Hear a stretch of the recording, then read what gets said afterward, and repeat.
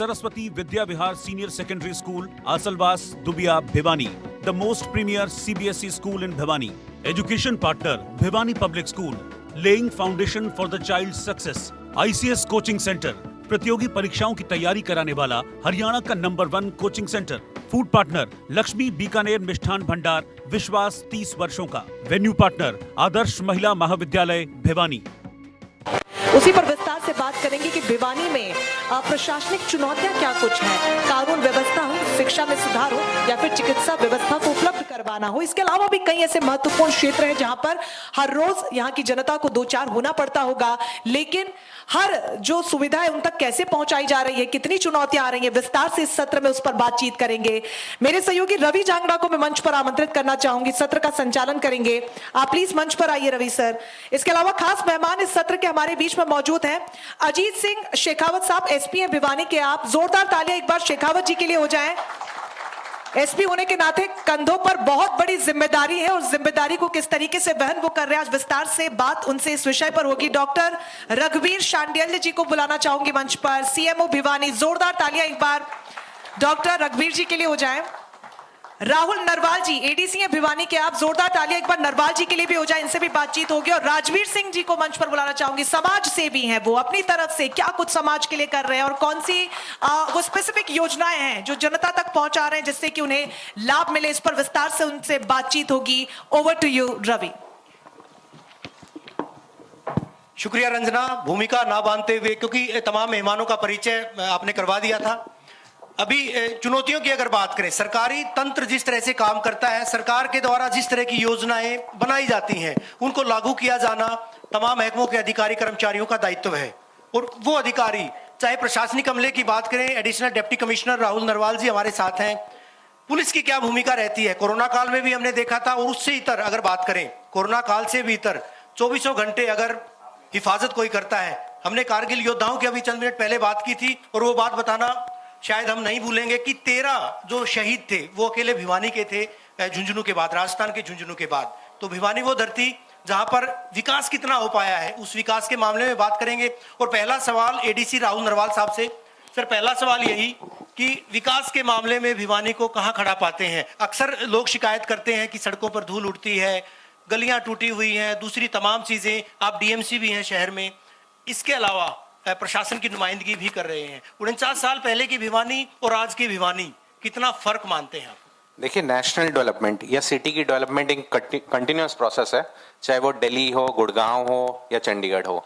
ऐसे नहीं कह सकते कि अब सिटी फुली डेवलप्ड हो जाएगा. ठीक है, कंटिन्यूस प्रोसेस है, चैलेंजेस आते रहते हैं, उन चैलेंजेस को हम कैटर करते रहते हैं. जहां तक आपने बताया कि सड़कों पर धूल उड़ती है, तो इसके लिए म्यूनिसिपल काउंसिल रेगुलरली मॉनिटरिंग करती है, वाटर स्प्रिंकलिंग करती है. जहां जहां सड़कों पे धूल है वहां पे उनको पक्का करने की कोशिश की जाती है. तो मेरे हिसाब से चैलेंजेस के साथ सिटी की डेवलपमेंट आगे बढ़ती रहती है. आज से 50 साल पहले जो भिवानी थी और आज भिवानी है, तो भिवानी वासी खुद महसूस करेंगे कि चीजें बदली है, आगे भी चीजें बदलेगी. आज से 10 साल बाद हम यहाँ बैठे होंगे तो चैलेंजेस अलग होंगे. तो सिटी की डेवलपमेंट रेगुलर प्रोसेस है और जो जो प्रॉब्लम्स आती है तो एडमिनिस्ट्रेशन उनका टेकअप करके पूरी तरह क्रियान्वयन करता है. योजनाओं पर बात करेंगे, भावी योजनाएं क्या रहेंगी. उससे पहले मैं राजवीर जी के पास जाऊंगा.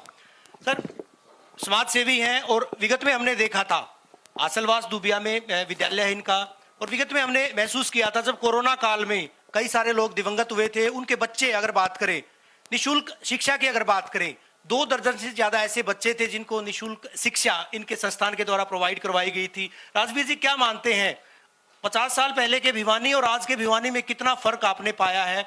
शिक्षा की बात करें, मेडिकल की बात करें, तमाम अधिकारी हमारे साथ हैं, प्रशासन से जुड़े अधिकारी भी हैं, हमने शिक्षा के बारे में बात की थी. कितना फर्क, कितना अंतर महसूस करते हैं आप? जी, सबसे पहले तो मैं इंडिया न्यूज़ हरियाणा की पूरी टीम और यहाँ पर विराजमान सभी को नमस्कार. और जो बात आपने कही कि लास्ट 49 ईयर में कहाँ भिवानी कहाँ से कहाँ पहुँचा है, इसकी अगर मेरे अकॉर्डिंग मैं बताऊँ तो काफ़ी विकास हुआ है. क्योंकि सबसे बड़ी बात तो ये है कि हमारे यहाँ पे सूर्य बंसीलाल जी द्वारा स्थापित हरियाणा विद्यालय शिक्षा बोर्ड शिक्षा के क्षेत्र में एक बड़ा योगदान निभाया. उसके बाद जो है हमारा महिला कॉलेज, राजीव गांधी महिला कॉलेज, और पिछले कुछ वर्षों से ही चौधरी बंसीलाल यूनिवर्सिटी जो अब जिसका कैंपस भी तैयार होने लग रहा है। और सबसे बड़ी मेडिकल की अगर बात करें तो वो भी बड़ा एक अहम जो है वो मेडिकल कॉलेज जो है भिवानी में स्टार्ट हो चुका है, तो काफ़ी कुछ सुधार हुआ है। पुलिस की भूमिका को नकारा नहीं जा सकता। कप्तान साहब हमारे साथ हैं। सर, यही सवाल कोरोना काल में हमने देखा था कि पुलिस सड़कों पर दिखी थी। आज भी जो है मास्क के इस्तेमाल के लिए लोगों को मोटिवेट किया जाता है, प्रेरित किया जाता है। भले ही वैक्सीनेशन का जो कार्य था, जो टास्क था, काफी अहम था, वो भी लगभग जो है अगर भिवानी के संदर्भ में बात करें 98% वो पूरा हो चुका है। क्या कहेंगे पुलिस की भूमिका?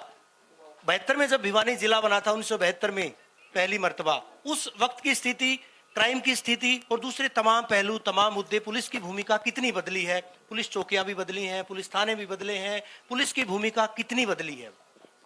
जी, जब भिवानी अस्तित्व में आया था 14 जनवरी 1973 को इसका फॉर्मल इनॉग्रेशन हुआ था। जी।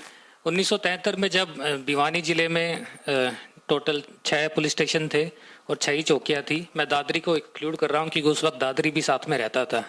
उस वक्त का क्राइम का स्टैटिस्टिक देखें तो लगभग 2000 से 2500 के लगभग FIRs भिवानी में होती थी। आज के समय में ये बढ़कर लगभग 4300 से 4400 के आसपास हो चुकी है। इस तरह से आप देखेंगे कि क्राइम में थोड़ी बढ़ोतरी हुई है, नंबर ऑफ FIRs में बढ़ोतरी हुई है। लेकिन ये भी देखने योग्य बात है कि उस वक्त की जनसंख्या, उस वक्त का सामाजिक परिस्थिति जैसी भी थी, उसके हिसाब से FIR में बढ़ोतरी हुई है।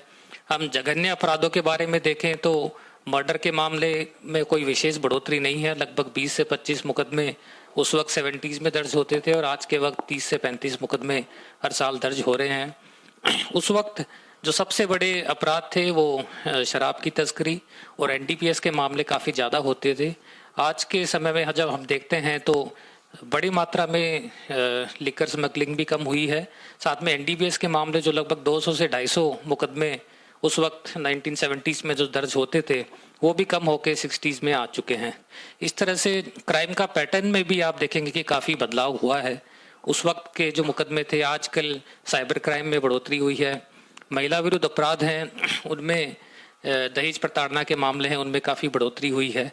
इस तरह से अपराध में कुछ चेंज हुए हैं, परंतु अपराध की दृष्टि से देखा जाए तो भिवानी में इतने कोई अपराध में बढ़ोतरी नहीं हुई है। और जो समाज के हिसाब से जैसी बढ़ोतरी हुई है जनसंख्या में और समाज में परिस्थिति में, उसी हिसाब से बढ़ोतरी हुई है। मौजूदा काल में अगर किसी समस्या ने सबसे ज्यादा लोगों को थकाया था, छकाया था तो कोविड, और कोविड की वजह से लोग काफी हलकान देखे गए थे।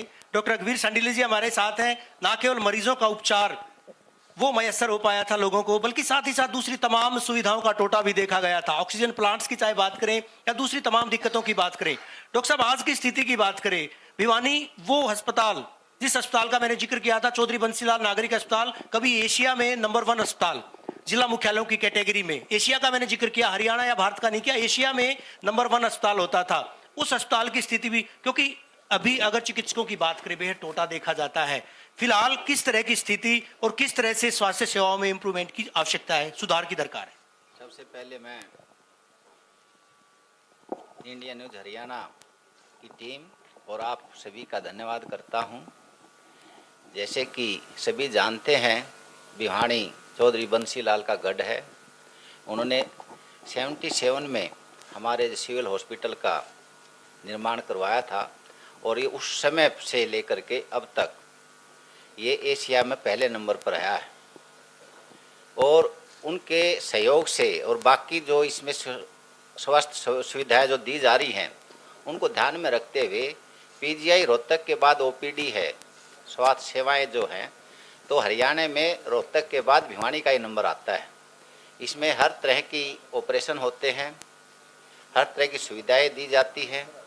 हमारे पूरी भिवानी में 7 CHC हैं, 4 हमारे सब डिवीज़न हॉस्पिटल है, 1 डिस्ट्रिक्ट हॉस्पिटल है। जो डिस्ट्रिक्ट हॉस्पिटल में 300 बेडेड है। डॉक्टर साहब माइक थोड़ा ऊपर कीजिएगा। और 300 बेडेड में हमने अभी 28 बेडेड हमारा ICU भी बना रखा है। रही मैन पावर की, मैन पावर हेल्थ डिपार्टमेंट में डॉक्टर फैसिलिटी के बहुत कम है। वो ये मानते हैं कि डॉक्टर की कमी है, लेकिन यहाँ पर जो भी डॉक्टर पोस्टेड है वो एक डॉक्टर हो 4-5 डॉक्टरों का काम करता है। लेकिन 70-80% लोग ये जहाँ आते हैं उनको सेटिस्फाइड किया जाता है। ये तो नहीं कहूँगा मैं कि सारे जो 100% आते हैं सर्विसेज के लिए सेटिस्फाइड होते होंगे, लेकिन 80% यहाँ की जो सुख सुविधाएं से लोग संतुष्ट हैं।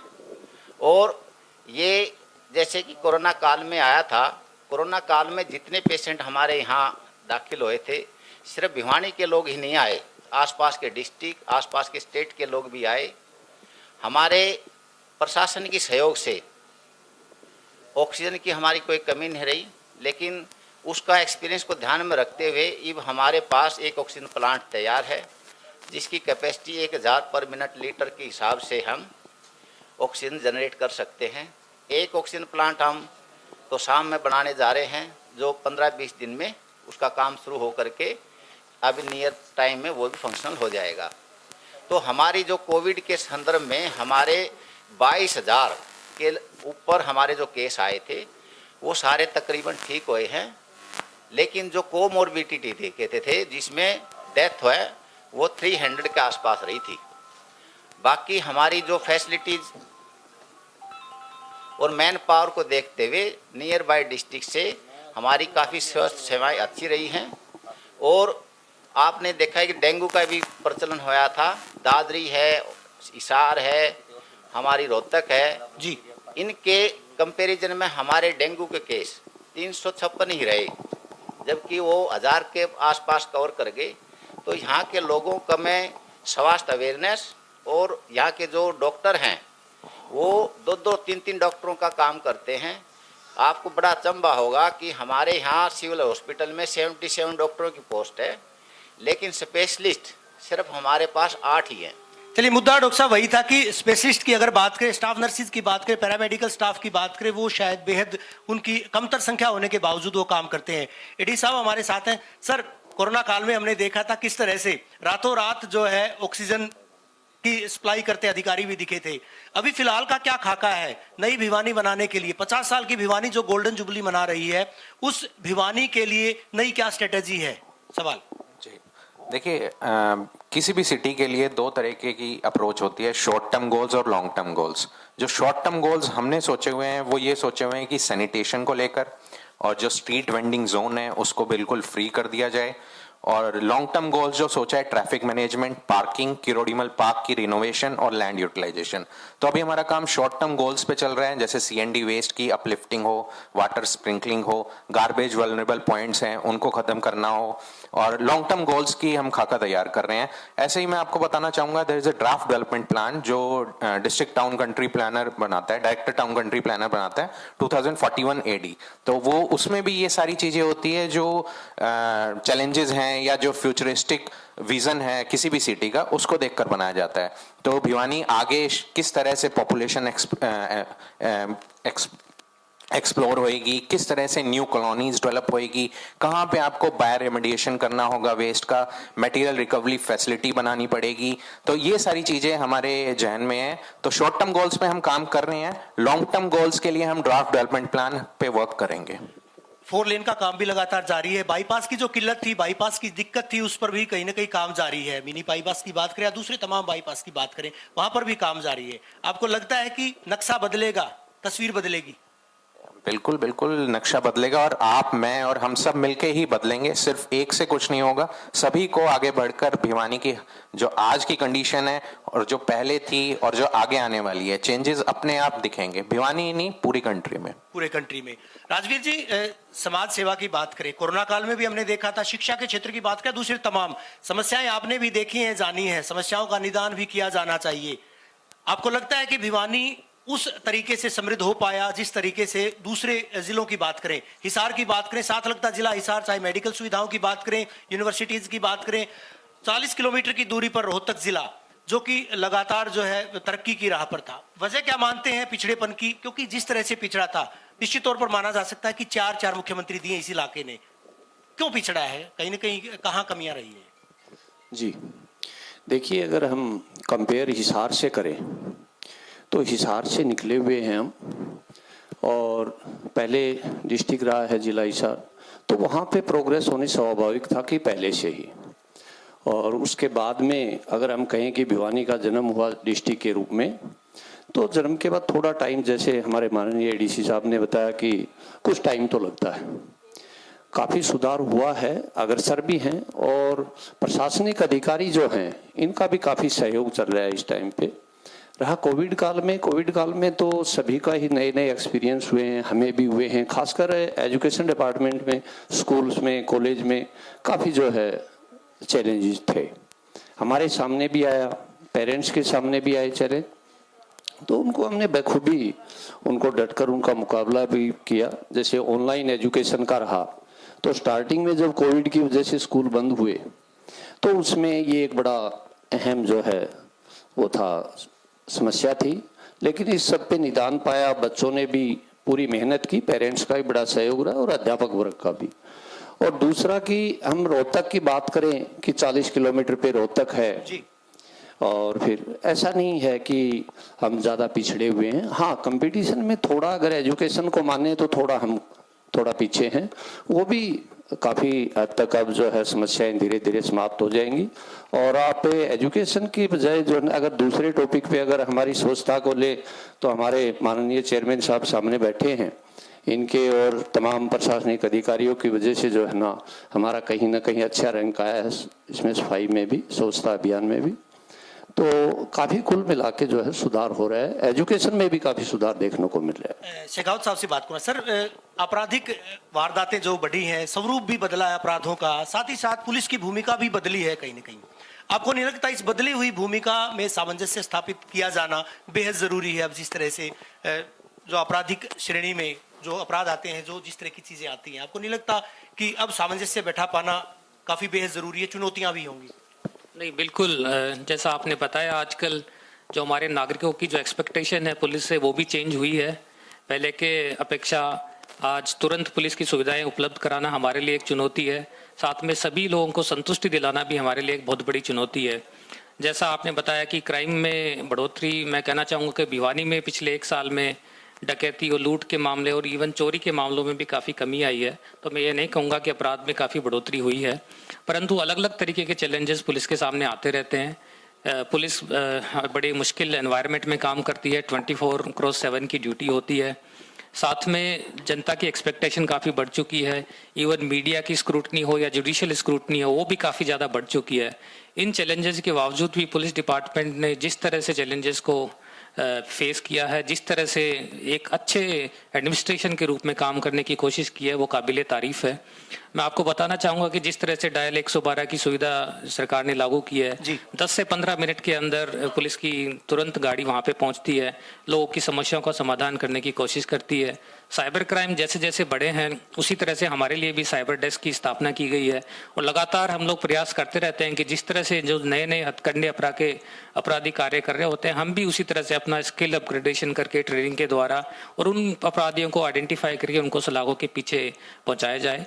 भिवानी में जो जघन्य अपराधों की स्थिति है उसमें काफ़ी सुधार हुआ है, और मैं बताना चाहूँगा भिवानी में कानून व्यवस्था में जो है लगातार प्रयास जारी रहेंगे कि भिवानी वासियों को बिल्कुल शांति और सुरक्षा का बावजूद इसके की तादाद जो है वो कम है, कहीं की पुलिस की नफरी की बात करें या दूसरे संसाधनों की सुविधाओं की बात करें, इसके बावजूद मान सकते हैं सर कि और बेहतर किया जाएगा? नहीं, बिल्कुल, ये हमेशा एक चैलेंज रहता है। संसाधनों की कमी सारे गवर्नमेंट डिपार्टमेंट्स में हमेशा मानी जाती है, परंतु पुलिस डिपार्टमेंट में जो भी कमी है उसके बावजूद हमारे कर्मचारी लगातार 12-12 या 14-14 घंटे डेली की ड्यूटीज करते हैं और बड़े कठिन एनवायरनमेंट में भी ड्यूटी करते हैं। परंतु मैं आपको बस ये विश्वास दिलाना चाहता हूँ कि फुल डेडिकेशन से, पूरे सिंसियरिटी से जो पुलिस डिपार्टमेंट है वो उसमें काम में लगा हुआ है, और आपको कभी भी ऐसा नहीं महसूस होगा कि पुलिस डिपार्टमेंट किसी भी मामले में किसी भी डिपार्टमेंट से पीछे है। चलिए, उम्मीद भी है डॉक्टर सनील, क्योंकि थर्ड वेव की बात कही गई थी और जैसा मैंने बार बार जिक्र किया है कि अभी ओमिक्रॉन की अगर बात करें, प्रशासन को भी, आमजन को भी, तमाम लोगों को छक्का सा दिया था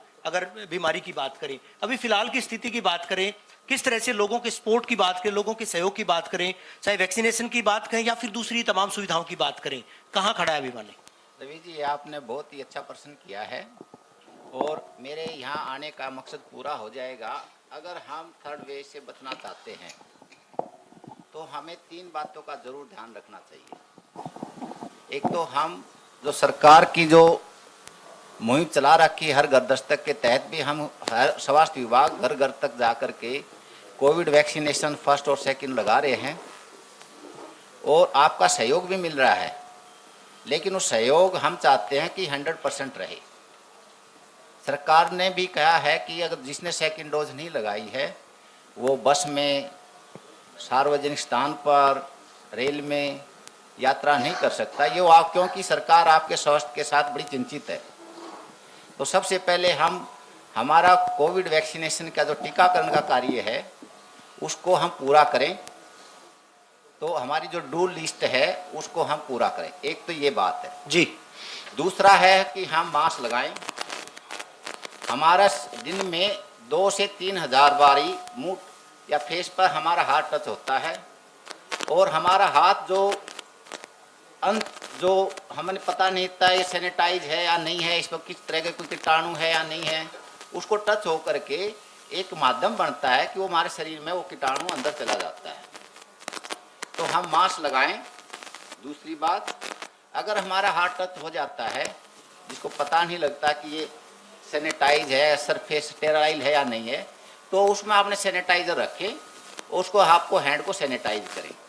हैंड सैनिटाइजर नहीं तो नियर बाई वॉश बेसन में सिंपल पानी से साधारण साफ से आप धोगे तो ये कीटाणु मर जाता है, क्योंकि ये लाइपोफिलिक होता है और इसका जो हमारा सोप है इस पर काफ़ी इसकी सरफेस को ख़त्म करके इसकी नेचर को, पेनिट्रेशन की ख़त्म कैपेसिटी कर देता है। तो 3 बात अगर हम ध्यान रखें, हम कोविड वैक्सीनेशन करवाएं, 1, नंबर 2 हम मास्क लगाएं, 3 बार बार हम हाथ धोए या सैनिटाइज करें। अगर ये 3 बात हम साधारण से साधारण आदमी को समझ में भी आती है, ये प्रयोग में कर ले तो थर्ड लहर क्या चौथी लहर कोई सी लहर नहीं आएगी। हम बाकी और बीमारी से भी बचे रहेंगे, हमारा स्वस्थ रहेगा, क्योंकि हमारी जो पहली और दूसरी लहर का जो एक्सपीरियंस है वो बड़ा दुखदायी रहा है। तो स्वास्थ्य विभाग आपसे सभी से प्रार्थना करेगा कि 3 बातों का ध्यान रखें, और 3 बातों का ध्यान रखते हैं तो 100% तीसरी लहर नहीं आएगी। चलिए, प्रदेश का नंबर 1 और सबसे भरोसेमंद न्यूज चैनल होने के नाते इंडिया न्यूज हरियाणा भी तमाम दर्शकों से यही अपील करता है अपने कार्यक्रम के माध्यम से, और लगातार हम अपील करते आए हैं, SMS, social distancing, mask, sanitiser. Rahul ji, आपके पास आऊंगा। भिवानी की सबसे बड़ी दिक्कत ये होती है कि मामूली बारिश के बाद जल भराव की स्थिति, पानी पानी हुआ भिवानी, लगातार देखते हैं हम। जब भी मामूली बारिश आती है उसके बाद पानी जो है वो कई दिन तक खड़ा रहता है। उसके लिए कोई वृद्धि योजना, उसके लिए कोई आगे की जो है आगामी योजना कोई इस तरह की कोई अख्तियार की गई हो, कोई बनाई गई हो? जी देखिए, किसी भी शहर में पानी क्यों खड़ा होता है? क्योंकि लैंडस्केप हमारा जो भिवानी है वो बाउल शेप्ड में है, इसी के कारण वहाँ पे पानी खड़ा हो जाता है। तो ये आज की समस्या नहीं है, पहले से भी है। साथ में ये कहूँगा कि डेवलपमेंट बढ़ती गई, इमारतें डेवलप होती गई, रोड पक्के होते गए, जो पानी निकालने के जो पहले पुराने संसाधन थे वो ब्लॉक हो गए या किसी कारण से अब वो फंक्शनल नहीं है। इसके बाद क्या हुआ कि एक अटल मिशन रिजुनेशन ऑफ अर्बन ट्रांसफॉर्मेशन यानी कि अमृत योजना सरकार गवर्नमेंट ऑफ इंडिया के द्वारा चलाई गई। इसमें क्या है, स्टॉर्म वाटर डिस्पोजल।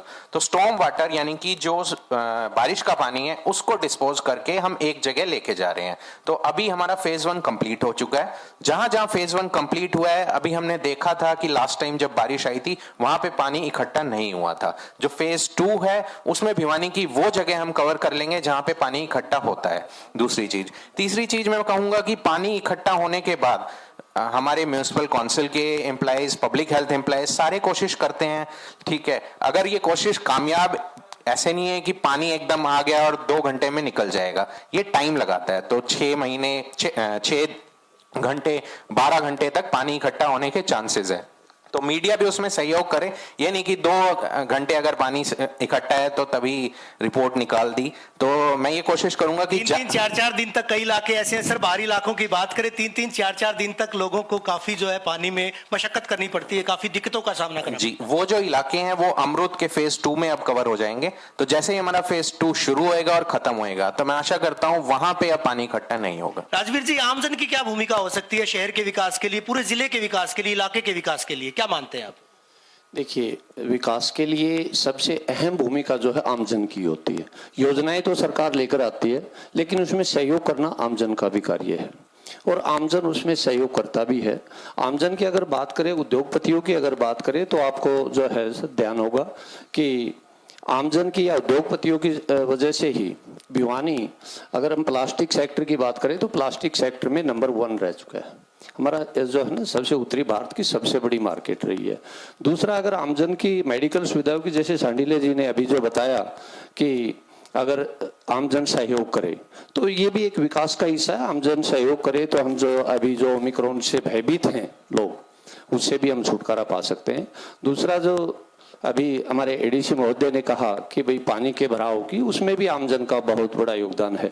जैसे हमारे घरों के सामने से, हमारी दुकानों के सामने से नालियां गुजर रही हैं, तो हमारा भी एक दायित्व बनता है कि हम उसको जो है ना कम से कम साफ, नीट एंड क्लीन रखें ताकि उसमें पानी ब्लॉकेज न हो।